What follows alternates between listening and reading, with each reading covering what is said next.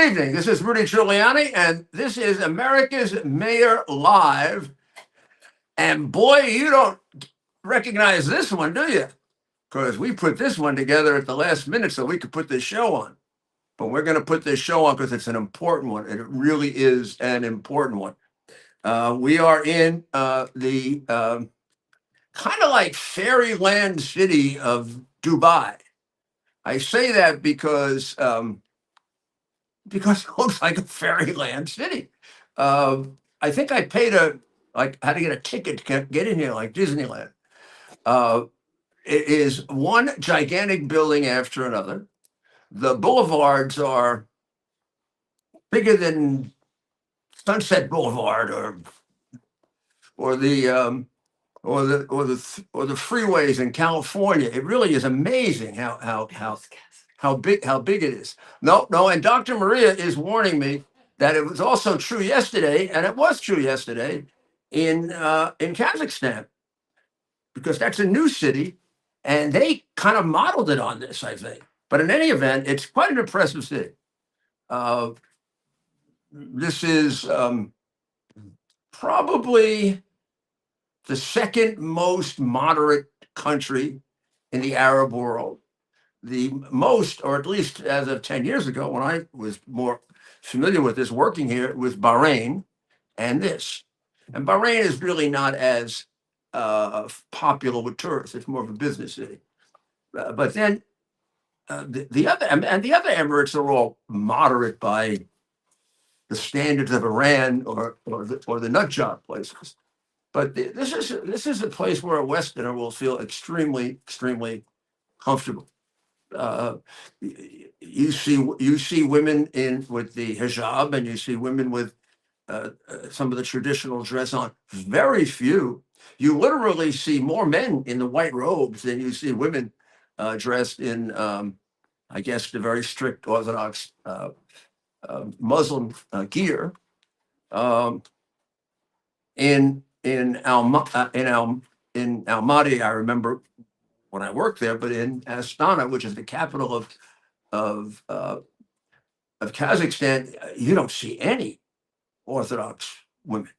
Maybe one every 100. So, and it's different than it was 10 years ago. So it is definitely moving. This whole thing is moving, and remarkably, to all of you and to Ted, who's running this show in Detroit or in Michigan, I think.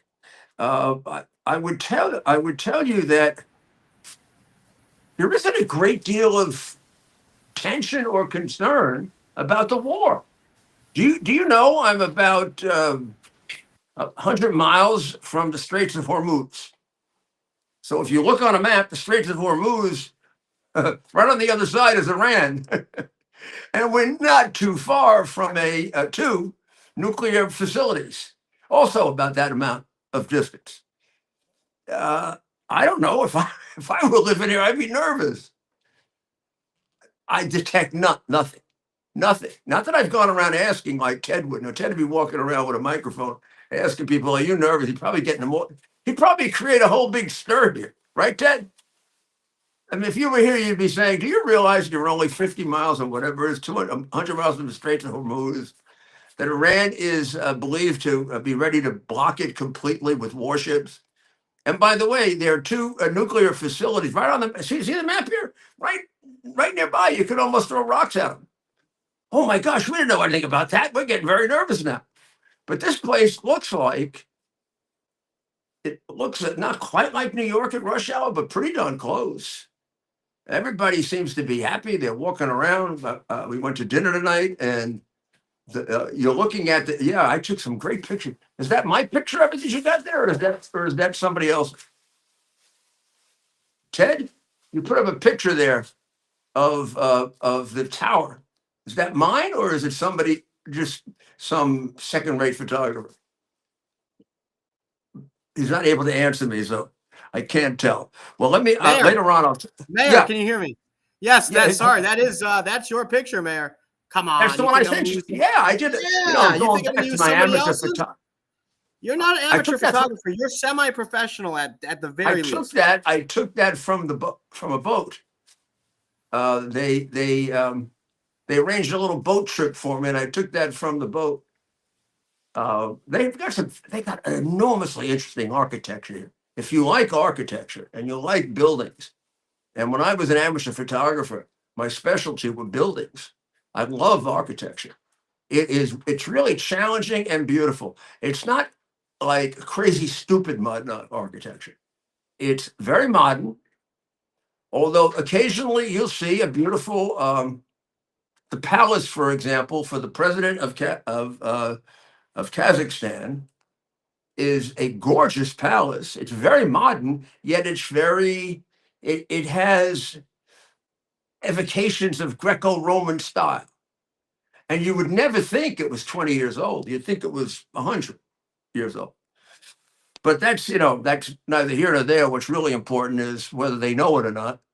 About 120 miles away is a place that at some point, if this thing goes on, there's no doubt the Iranians will block it, because the Strait of Hormuz, something like 30, used to be almost more than 50% of the oil that we use in this world goes through it.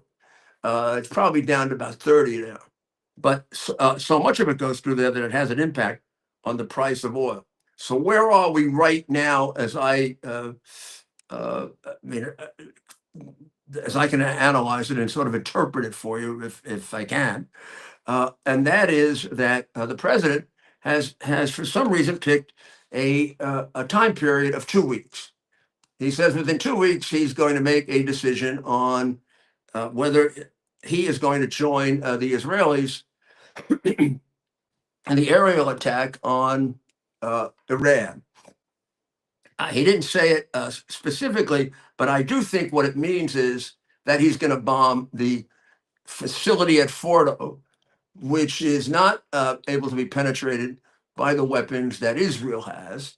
And as far as I can tell, can only be penetrated by the, let's call it bunker buster bombs that we have, that almost go double the distance down into the earth that the others do. And in the case of Fordo, they're necessary because Fordo was built to withstand the bunker buster bombs that existed at the time. And then we came up with this one, which is also, I think, double the weight. It's 4,400 pounds. Now, I want you to think about this, visualize this in your head. It's 4,400 pounds, and it's 19 inch, no, 14.4 inches round. I mean, you could almost get your hand around it, but it's 4,400 pounds. Can you imagine when it hits the ground from thousands of feet in the air, having gained all that weight? Every little bit it falls, it gets heavier and heavier and heavier and heavier and heavier. A rock would probably kill you if it hit you coming down that far. And by the time it hits the ground, its kinetic force, which is what you would describe it as, is enough to produce the effects of what would feel like an earthquake in a very, very big surrounding area. So this is before the explosive goes off. The explosives are then timed based on the operator and how when they want the explosions to start below the earth, so that it has a reverberating effect and opens up a cascading group of holes in the earth, which then, when it reaches the uranium that's being enriched, will put it into who knows what the 4,000, 5,000 degree Fahrenheit fires, probably more than that. September 11 was 2,000 degrees Fahrenheit, maybe more, and it melted steel. This would be quite a bit more than that. There are some dangers from it. It seems almost silly to say something like that. Of course, there are dangers.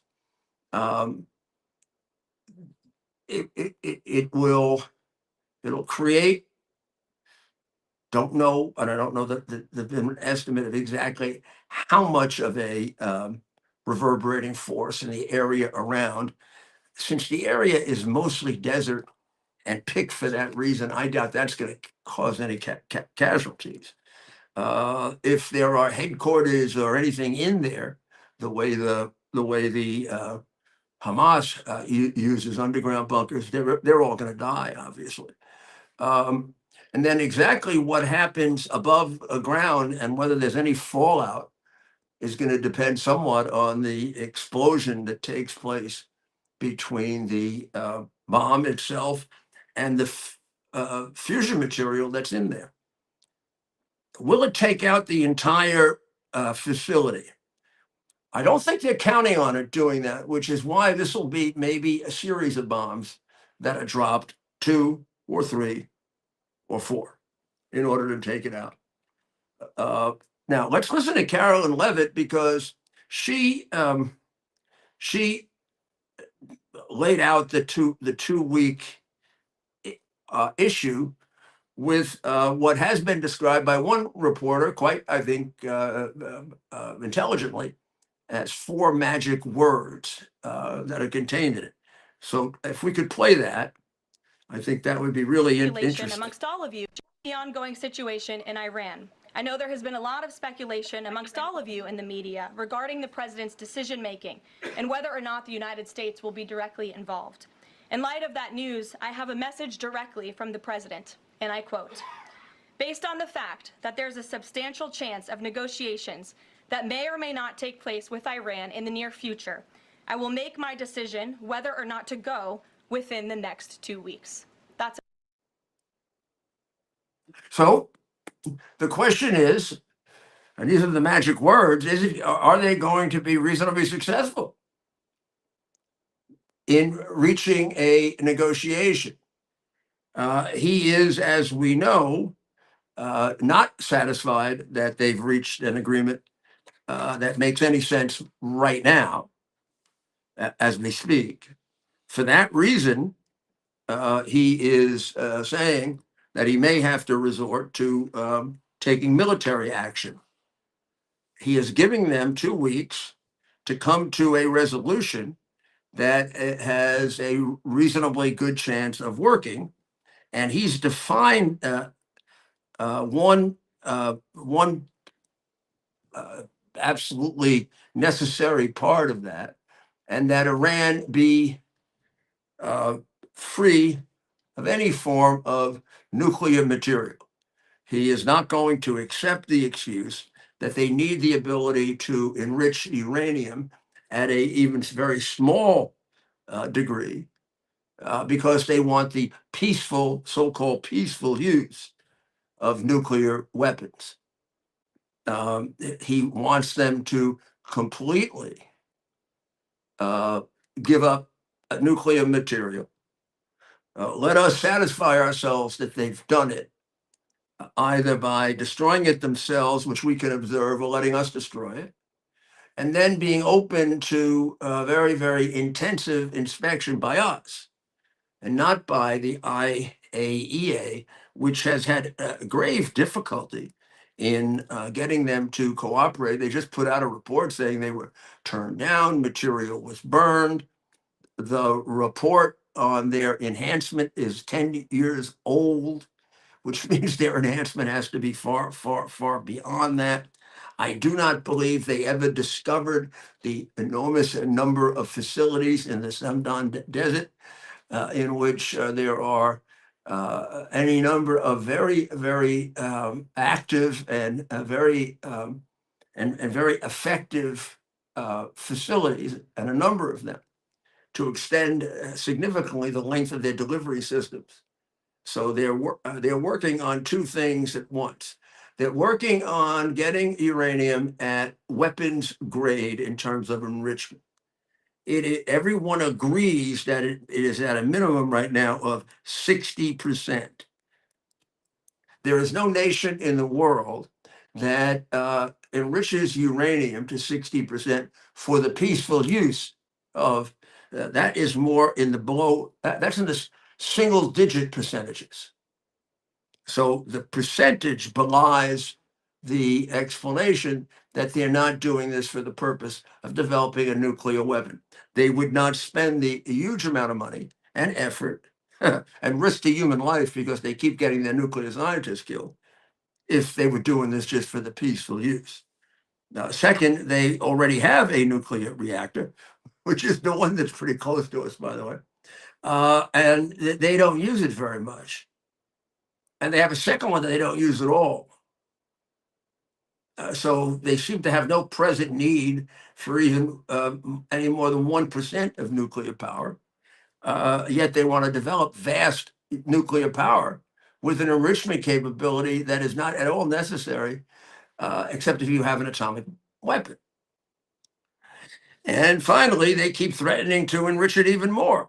The debate is how long would it take them to go from that 60 to the enrichment level that would be able to be used for a bomb. And there are estimates that will take you anywhere from 2 to 3 weeks to 4 to 5 months. And we're divided on it. We have opinions as to both. We also have a rather, I think, credible opinion that they're lying, that none of these numbers can be taken truthfully. They don't tell the truth about a damn thing. So why would they be telling the truth about this?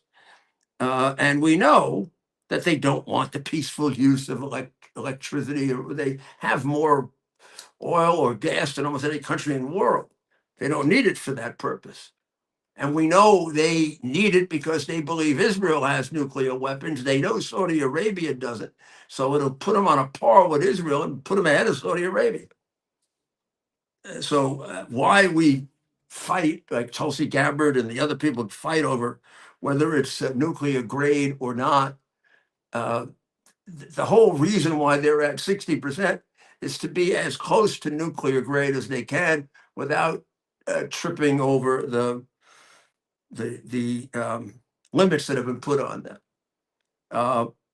So that disclosure, as well as the discovery by the MEK and Mossad of a significant number of facilities that were not known about in the desert, the Semdan Desert, I think it's Semdan Desert, of 1, 2, 3, 4, 5, 6, about 6 facilities that were furiously working on massive extension of the range of the delivery system missiles that would be used for carrying bombs. An excuse given for that was this was because they want to be a power in outer space. Ballistic missiles. We don't send ballistic missiles into space unless I guess we're going to launch a nuclear attack on Mars. They're very different kind of missiles, and there's no indication they're building such missiles. So I mean, it would be a joke if they weren't homicidal maniacs. So they are refusing, even though they stick with the fiction that they only wanted for peaceful and similar uses. They stick with the fiction they have no desire to be a nuclear power. Then why 60%? Why the hell are you building ballistic missiles that carry nuclear warheads for lengthy periods of time? And then why do you keep threatening to do it every time you're in trouble like you're doing right now? So they aren't very good liars. We tend to have an extraordinary number of gullible people rather than they're being very good liars. So the president has given them two more weeks to see if there can be a negotiated solution to the problem. Whether there is or is not something announced as a negotiated solution to the problem, I will guarantee you there will not be a negotiated real solution to the problem because they will not tell the truth. And as soon as we close one eye, they will go back to doing exactly what they have been doing and move to if they are 2 weeks away from a nuclear weapon, they'll get themselves to 2 days away. And if they are 6 months away, they'll get themselves to 2 days away. without our knowing, and they'll just go pick another Samden Desert in what is a very, very big country with a lot of empty land and a lot of land hard to access. And they have been notoriously uh, uh, uh, non-communicative, to straight out dishonest with the friendly inspectors that come from the UN that are on their side. So I guess I can put this in very simple. I have no idea why we're pursuing this fiction any longer, and why we just don't take out the damn Fordo facility and get it over with, and let people kind of relax a little in that this one threat to world peace and the possibility that the world might be put into some kind of conflagration is solved. But that's where we are, and that's what we're looking at right now.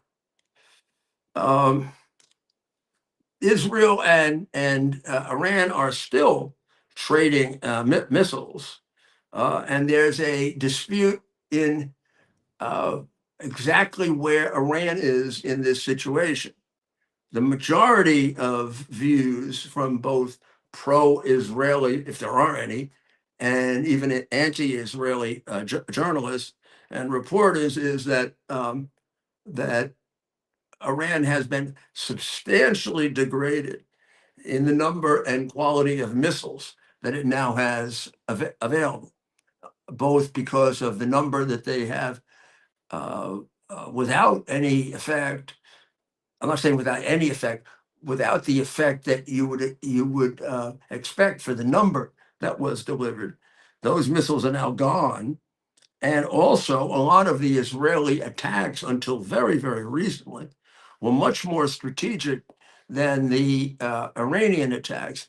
They were on nuclear enrichment facilities, delivery system facilities, military leadership, terrorist leadership, and also on the airplanes and the missiles, to the extent they could find them, that were intended for use against Israel. So we've had a loss of missiles by Iran in at least two ways: shooting them off and being frustrated by the Iron Dome or one of its more sophisticated relatives, or being exploded on the ground in Iran. How many?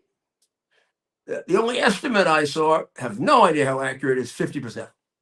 They've lost 50% of their missiles through both of those factors. Was it their best ones? Was it their worst ones? What do they have left? The fact that they were able to hit a hospital in Israel direct on is the one thing that has gotten the pro-Iranian terrorists and terrorist lovers excited as to the fact that they may be getting better. Now, they say that they were aiming at a military facility that is nearby. The Israelis dispute that, try to offer evidence about the trajectory of this missile to demonstrate that, and also point out that their sole objective up until a day or so ago has been civilian targets. They're not hitting the airfields from which the Israeli jets take off, or the locations where the missiles are sent, or nor have they yet, thank goodness, hit any Iron Dome facilities. You would think those are the things that would be their priority, and that would be 80, 70, 80% of their damage, and 20 or 30% would be collateral damage to civilian targets. It's just the other way around by even a bigger percentage. It's maybe 90% on civilian targets and less than 10% on anything that is militarily, tactically significant. So the weight of the evidence is on the side of the Israelis that they took out a hospital. But I do not have the information, and we'll have been trying to get it on exactly how far away and how reasonable is it that they could have missed if they were, how far away, how desirable is this so-called military target, and therefore how reasonable is it that it could have missed and not been intended as all of the others for a purely civilian target. Bibi Netanyahu is treating it as an attack on a hospital and vows much worse retaliation. I don't know how Israel can get much worse in the way they are hitting them. They are doing catastrophic damage to their capital city of Tehran. It has stepped up from the very beginning. The first attack on Iran was extremely targeted to military installations, number one. And number two, it was targeted to, remember, the heads of the IRGC, the military leadership, the people conducting this war, the people running their army, their Air Force Chief of Staff, as well as at least 6, now I hear 8 of their top nuclear scientists, which may be pretty close to all of their high-level military scientists. But when it was several days, 2 or 3 days of what was obviously on the part of the Iranians, an attack on civilian targets, they then put some of their attention. The Israelis did on civilian targets, but with more tactical purpose. They kept it in Tehran. As far as I can tell, there isn't a flooding of attacks on the population in many. I mean, Iran has many, many cities. I mean, 250, 300 very big ones, not very big ones, ones that had protests. Most of them have not been attacked. Most of the city attack has been in Tehran, and is any of it purely civilian? I don't know. I have in each case where civilians were tragically lost, it did seem to me there was a military or intelligence basis for the attack. As I said, one estimate from Al Jazeera is that now they are succeeding, that is, the Iranians are succeeding with 65% of the missiles getting through. On the other hand, more neutral reporting says that the Israel has tightened considerably its defense, that the missiles that are now being used are much lower grade missiles, easier to intercept, and easier to intercept by virtue of the fact that many fewer are being fired all at once, which indicates one of two things. They're holding bombs back so that they're not without bombs, or they're running out of bombs. There also is the feel-good excuse that they're saving their best bombs for last. I'm sorry, this is not a reverse wedding feast at Cana. That would be about the most moronic strategy, because by the time they get to use the bombs that are the better bombs, there may be no Iran to defend and no capacity to defend it and no capacity to deliver those bombs, because Israel is doing a pretty damn good job of taking out their delivery systems. The reason that delivering many bombs at once is so important is by every additional bomb that you send at the same time, simultaneously, you make the job for whichever system the Israelis are using that much more complicated. It is much easier for a defense system to concentrate on one missile than it is on two, and 3, 4, 5, 100. 2 or 3 are going to get through and do a great deal of damage. So I doubt the 65% number, which is contradicted by every other report that I read in newspapers, which are anti-American and anti-Trump, but not pro-terrorists like Al Jazeera.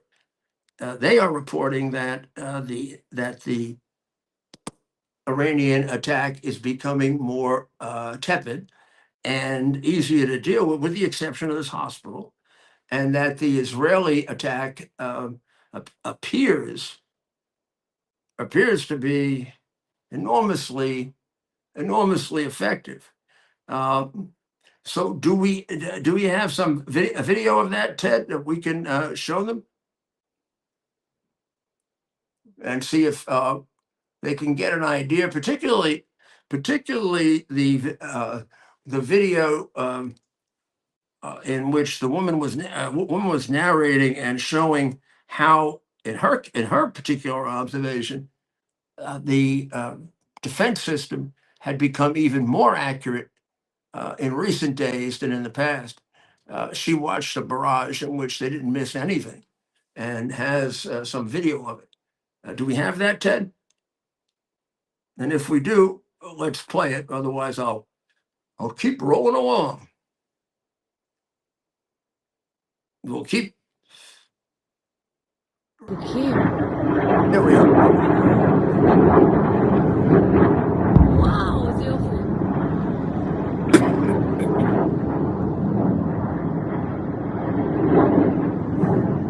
אימא'לה, מיאה, נופלת. וואו. אימא'לה, מה זה?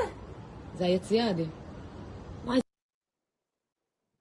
Well, that wasn't the exact one that I meant because one did hit. You saw that one hit. The other explosions we saw were above ground, and were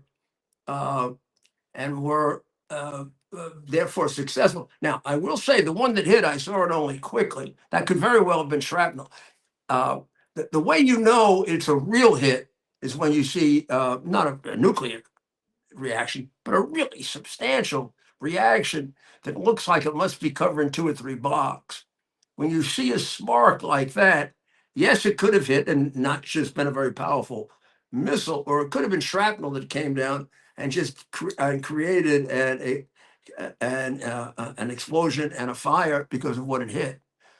When you know that it's hit, well, you know it's a hit when it takes place. It looks like a mini atomic situation. There, I think there's one taken out. There's another one taken out. There's another one taken out. There's another one hit. Another one. There's one hit in the air. A big one hit in the air. Another one. Another one. Another one. Another one hit on the way. Well, that's that hit another one. Another one. One big one went out. That's how when you see the explosions take place in the air, they're exploding the rocket, or possibly a drone.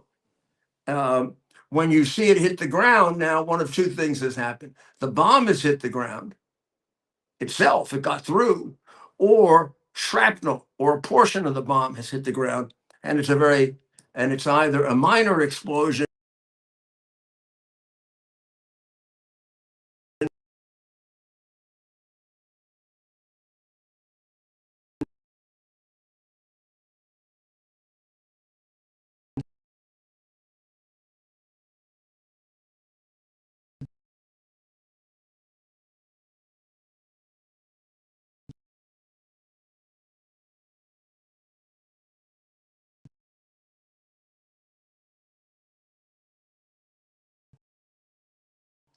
U.S. Army Major Scott Smiley paid a high price serving our nation.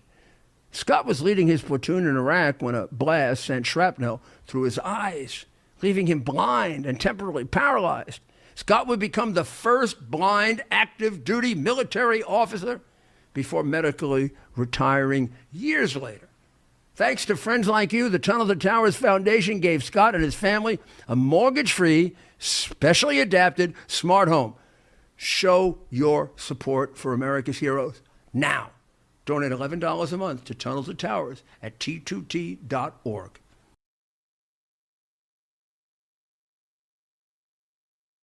Are you ready for some action? I'm ready for action. Get the Elite TV plan only through the portal. 218 channels, and it's only $69.95 a month, Wow. including your free portal. That's cheaper than everyone else. Your favorite sports, movies, news, Wow. even daytime dramas. We're talking about ESPN, OAN, Newsmax, Wow. channels you can't get anymore in certain areas. Compared to the competition, this is a way better deal. Endless selection. Not to mention all the free music channels. There's over 700 premium and classic movies all ready to go. Wow. Plus, they got catch-up TV that allows you to go back and watch what you've missed or want to watch again. Cut your cable in half and get twice as much for free. Way more channels for half the cost. After the first year, the subscription then drops to $57.95 monthly, Wow. where you change or upgrade anytime. Go to QUXNow.com and get yours today. Use promo code RUDY. Act fast. These deals are selling out. Here we are, pretty much at the beginning of the process here at this pristine, I call it a laboratory. It's not like a factory, it's like a hospital. This is the beginning of the process for roasting. Deep grain, very good quality. Most people don't use this quality. We deal with small farmers because they like to know who we're dealing with. They give us the highest quality, all organic, non-GMO. You should know all Arabica beans, no Robusto, all Arabica.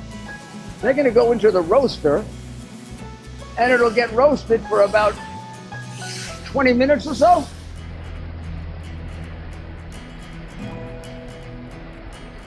Oh my goodness, look at these. My goodness.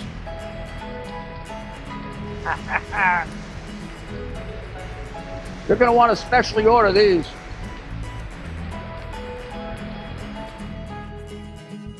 This is what goes into Rudy's coffee.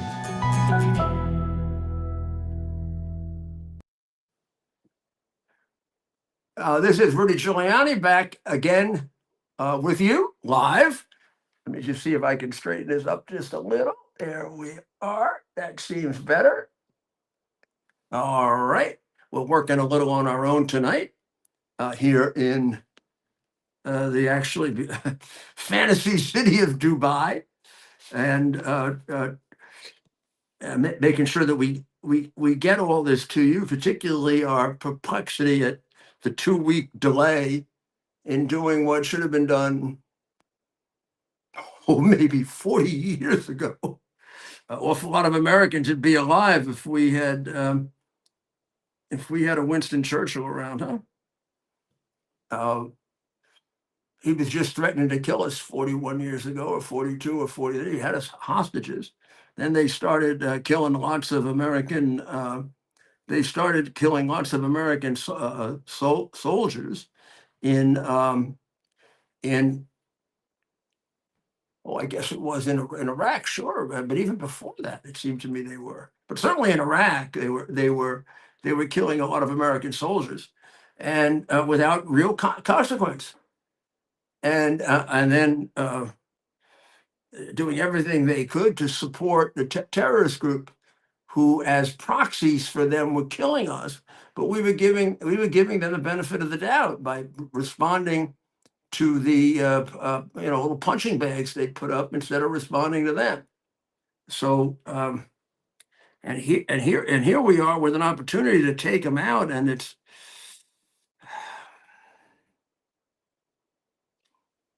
I don't see it.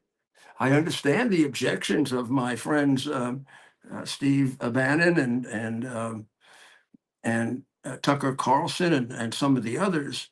But I also understand that we don't want to get involved in wars that we don't need to be involved in. Or that'd be one thing if these people hadn't been and don't represent a threat to the United States of America. But we're kind of doing a Hitler here, aren't we? I mean, Hitler talked about what he wanted to do and taking all of Europe, and Uh, Europe ignored it, and I don't know how often he has to say death to America to convince us that he'd like to destroy us. And I don't know how many Americans he has to kill or threaten to kill before we take him seriously. Gee, I took him seriously when he twice tried to kill me. So I do not understand why we don't see this as a golden opportunity to eliminate a deadly enemy who will take advantage of every opportunity to kill Americans. Now, the very strange thing is the lefties who practice censorship, denial of free speech, are very, very upset because of the attack on the Iranian broadcast network. What a joke! The Iranian broadcast network is a creature of the Iranian dictatorship. It is not a broadcast network at all. It's a part of their institutions of terror, which put out government propaganda, are used to capture people and help capture people who are executed and tortured. And this woman was on, and the Israelis bombed the station. Well, the station, have you read Orwell? Huh? The station is part of the regime. It's part of the dictatorship. It's part of the denial of free speech. It's part of the denial of free thought. It's part of the fact that you damn well better be a Muslim or we'll kill you, or she damn well better have that thing on her head and not show any hair, or they're going to kill her. Let's show the Israeli hit on Iran. You see no such hits on Israel, by the way, which is why all this nonsense about there being 65% effective is. The Ayatollah is hiding right now under a blanket. So let's show the hit on the Iranian so-called network.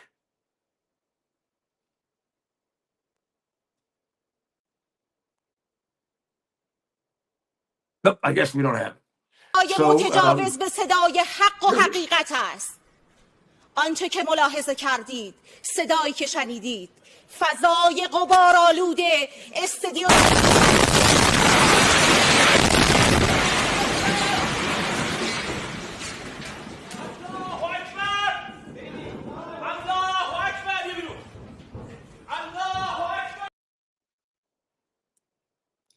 Well, I don't know what they're yelling about, but you're finally getting what you deserve. Tough, huh? You've killed a lot of people in 40 plus years. A lot of innocent people, a lot of Jewish people, a lot of American people. And you, the network, have been a creature of the regime. So I must say, the watching that is hardly gives me any feelings of regret. In fact, I wish we could take out all of your networks. It would be fabulous. Let's see if we can take a look at some of the damage done to Tel Aviv, where yes, since the focus has been on the main city, the focus has been Tel Aviv. There has been some destruction done in Tel Aviv. And I want to show you something that describes that to you. Let's see what we can see of that.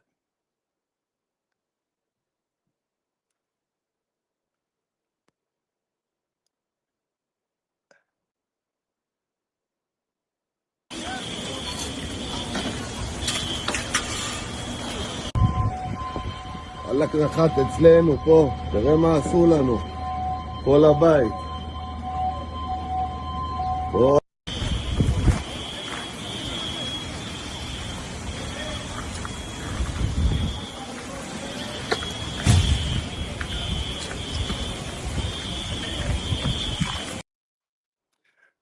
So you can see when it does get through, unfortunately, it's the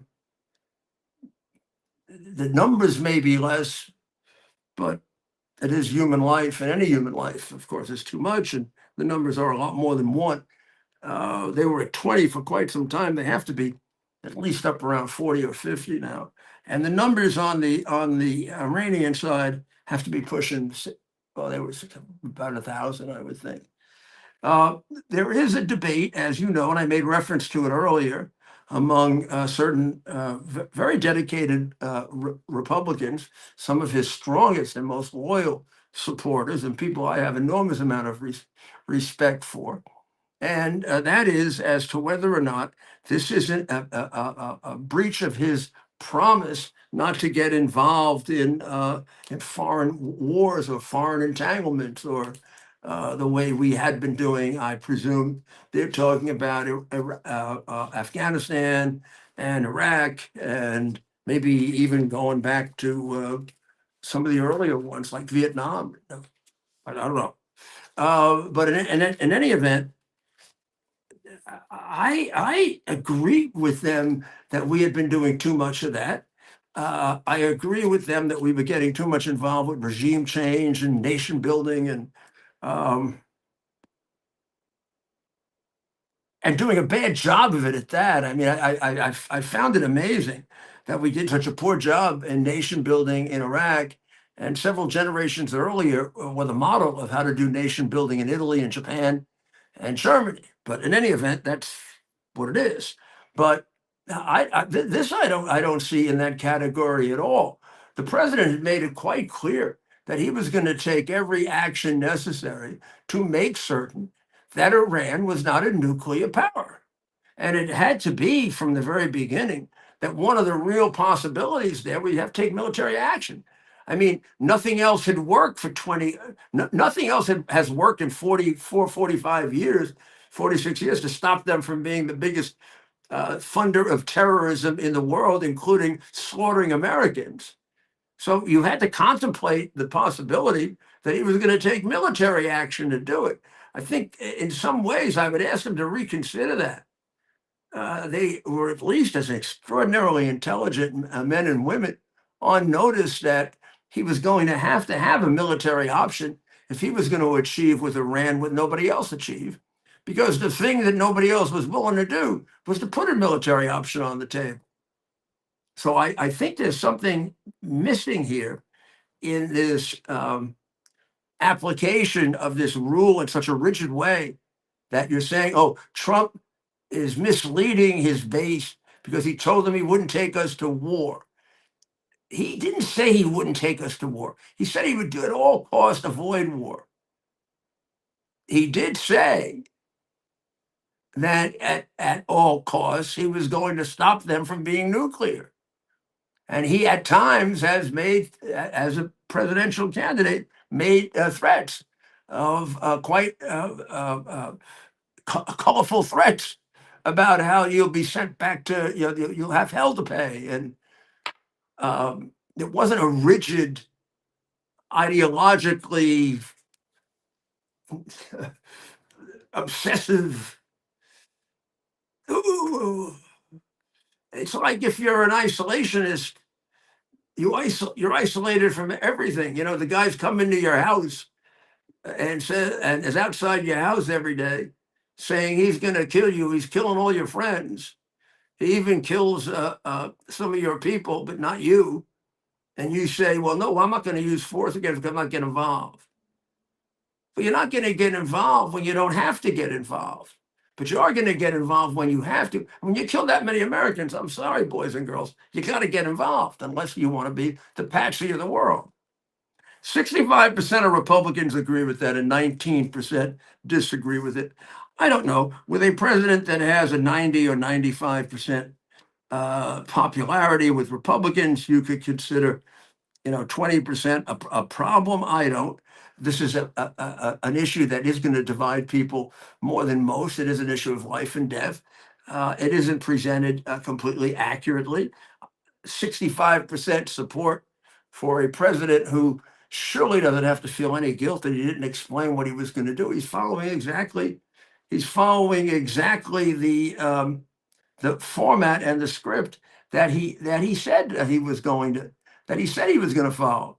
So I would say they have the worst part of this argument with regard to the president not keeping up with what he said and acting consistently with what he said. And secondly, I think in terms of delivering Western civilization from an obvious threat, they have a very, very weak argument. This is not just a military threat. This is a threat to take over the whole world by a group that you could say doesn't realistically have the capacity to do it, but they're sure going to try. And in doing it, they're going to kill an awful lot of people, including our sons and daughters. This is not, we don't take them out, we're not finished with them. I mean, they're going to be around putting your grandchildren in jeopardy and trying to take them over. The area where the president is having unbelievable, phenomenal success is in the area of immigration.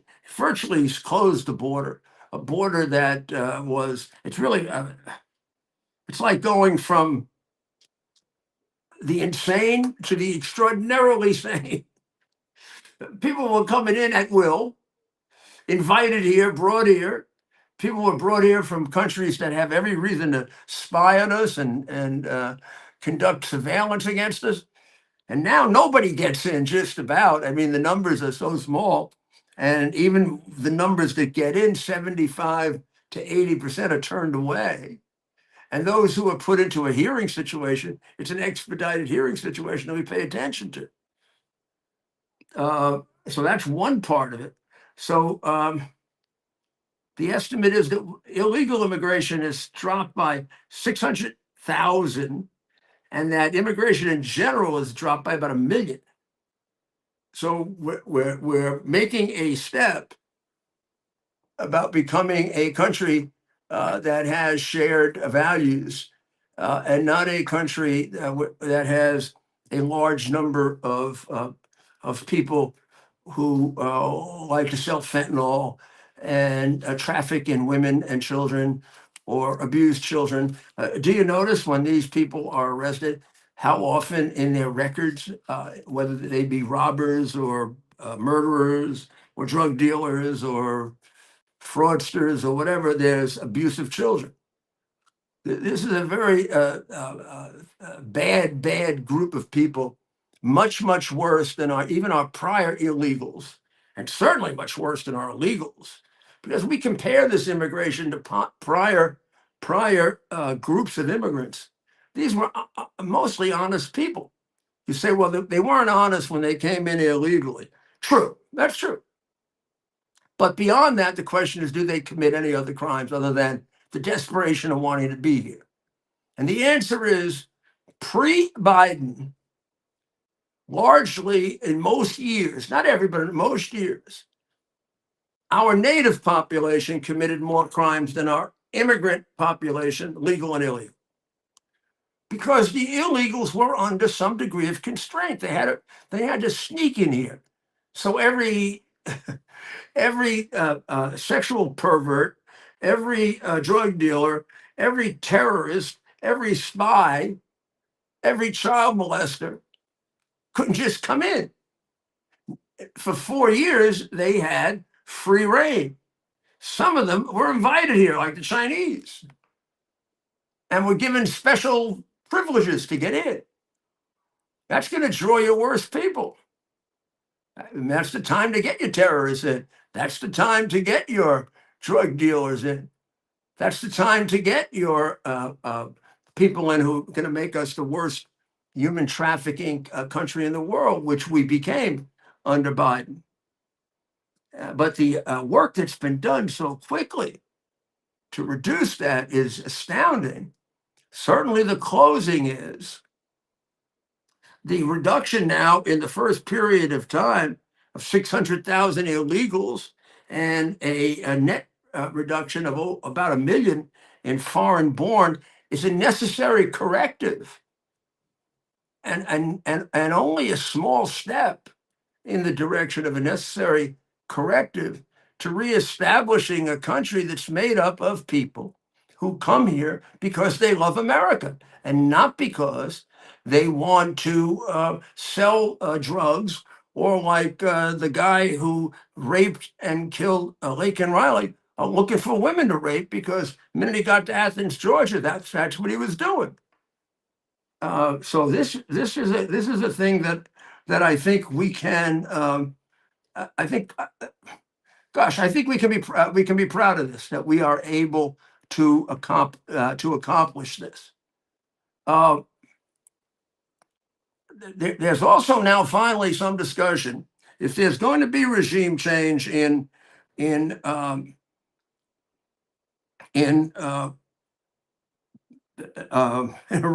who is it going to be and what it's going to be. One of the editorials, consistent with the isolationist theme and the fears of not another Iraq, trying to build society, a nation building, and all the complexities that created for us, wants us out of that completely. And I think we should be out of it completely. We shouldn't obstruct it, though. And I was a bit surprised at the Epoch Times short shrift that was given to the MEK, which is a group that has a far wider range of support than just one or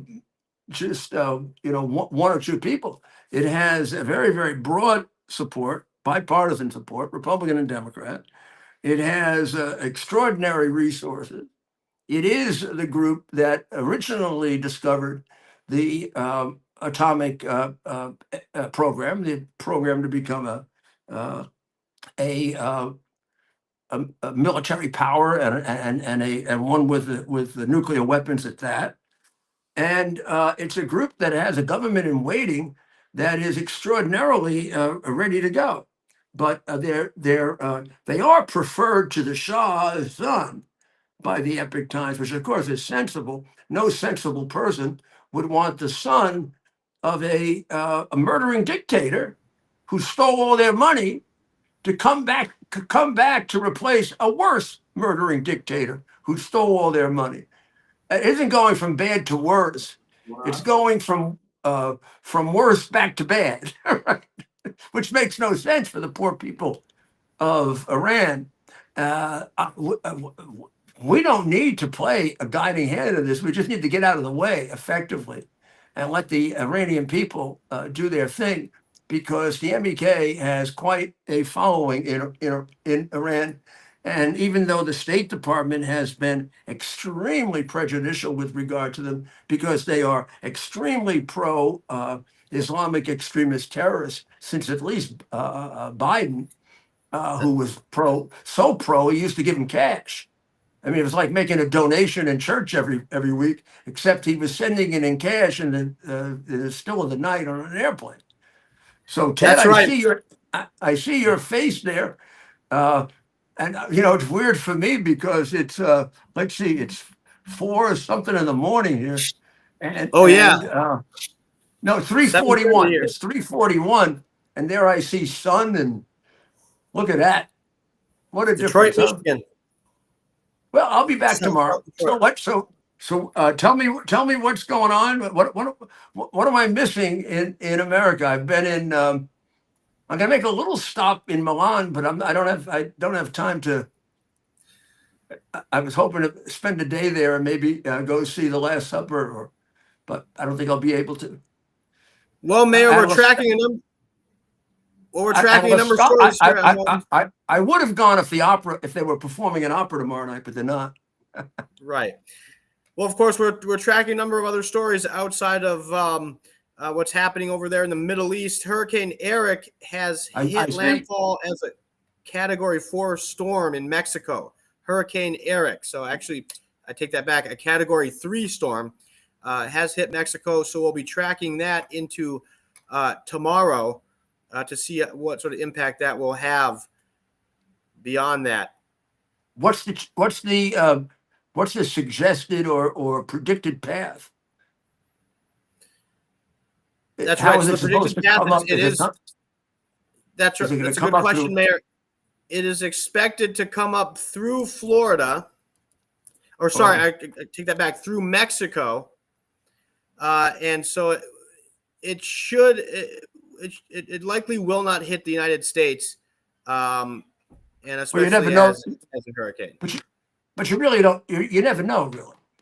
Right. I mean, the truth is, you never do know what happens with these things.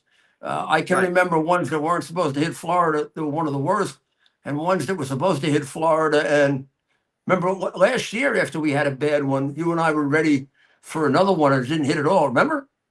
I We had the do. We were cameras down all there. ready. It was almost as if we were disappointed that there wasn't a devastating hurricane. Well, you're being a New Yorker, Pretty you spent a sick. lot of time in Florida. For me, I'm still getting used to these hurricanes, Mayor. But I know you've been Oh living yeah, down yeah. there for As years. mayor, I was on hurricane watch a lot. I mean, I once had a very funny situation like that with Jerry Hauer, who was the head of emergency services. We had a hurricane that was very strongly predicted, and he was, oh boy, he had gotten all put together, and we had a new Office of Emergency Management that I created. He wanted to show me how good it was, and he told everyone they had to come in at like 7 o'clock on Saturday morning to be all ready because it was going to hit really bad later in the day. And we come in, it's the nicest day of the year. And I said, Jerry, you can't change this fast. He said, the predictions have changed. I said, don't look so disappointed.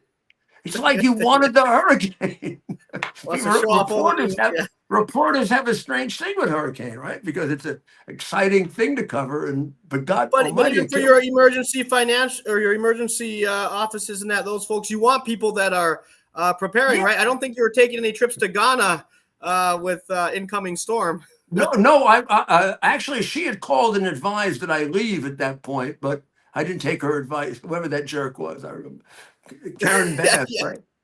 Right. Yeah, time to go to Ghana. There's going to be a hurricane or a big fire. Unbelievable, Mayor. But well, there's a lot of news, and we'll be staying in touch. I know with our different Also, time when zones I here had the a next- hurricane, or a fire or a bad situation or 9/11, I didn't call up and have to wait for the governor to come out of the hairdresser before he would do Oh, my anything, goodness.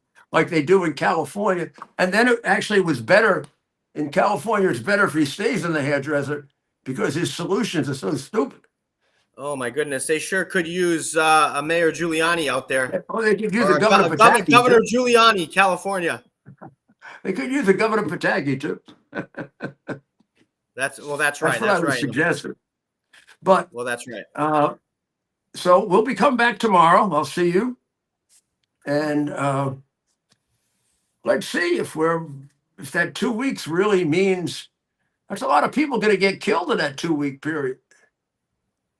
They're also giving, I mean, in another way, they're giving A lot of innocent Israeli civilians. Israeli civilians for sure. And Israel will take that time to really wipe out Iran. I mean, if it can't get the Fordo facility, it can just about get everything else. They took out a nuclear facility today, a smaller one that they're capable of taking out. And at first there was, already taken out Natanz. And there have been reports from the UN that it's been virtually completely destroyed. And Natanz, although Fordo is their most powerful, Natanz was the center of their operations, which means they've lost a lot of coordinating capacity for all of their facilities. Well, we'll be watching closely, Mayor, and we'll want everyone to tune back in tomorrow night at 8. And of course, we'll have all the latest. All right. Well, God willing, this storm will not hurt anyone there or here. Also, God willing, we'll get to a resolution of this situation in Israel and Iran and Gaza. And we pray for the people of Israel. We pray for all of the people, really. People of Iran are good people.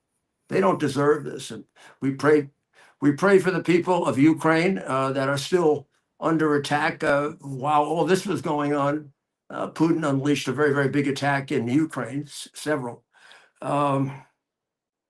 So we ask God to give us the wisdom and the facilities and the talent and whatever else it takes to be able to figure out how to make this a peaceful world.